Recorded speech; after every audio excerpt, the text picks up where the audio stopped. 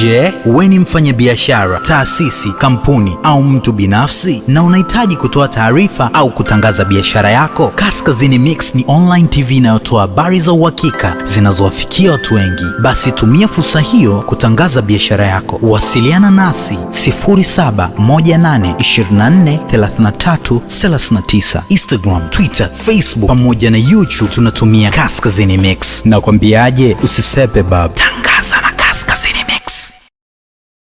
Kuishi kwa kutambua afya yako ni jambo la muhimu sana. Kuna magonjwa ya kuambukiza na magonjwa yasiyo ya kuambukiza. Sasa basi, leo nitakwenda kukuelezea moja kati ya magonjwa ambayo sio ya kuambukiza lakini unawezekana kurithi kutoka katika familia ama ukoo.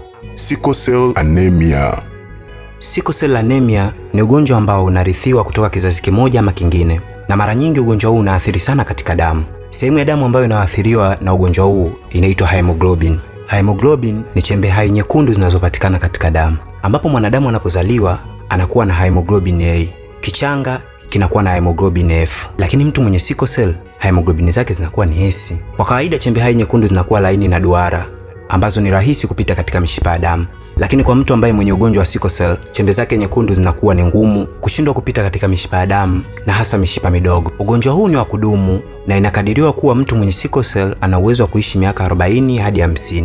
Na hizi ni dalili za mtu mwenye ugonjwa wa sickle cell: homa za mara kwa mara, kuumwa kichwa, kuumwa kifua, viungo vyote kuuma, na pia kupata maumivu wakati wa kukojoa, maumivu ya tumbo na weupe katika viganja.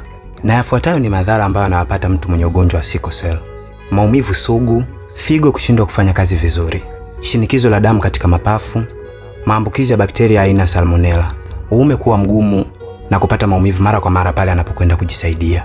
Na mwisho ni kudumaa kwa mtoto akiwa tumboni. Tatizo hili linawakuta sana wamama wajawazito. Ushauri kwa mtu mwenye ugonjwa wa sickle cell: kuonana na madaktari bingwa, kufanya vipimo na mazoezi ya mara kwa mara ili kuweza kuimarisha mwili wake. Nashukuru kwa kunipa muda wako kwa kunisikiliza. Ulikuwa na mimi msomaji wako KEAH, Care. In another way you can call me genius. And this is Kaskazinimix.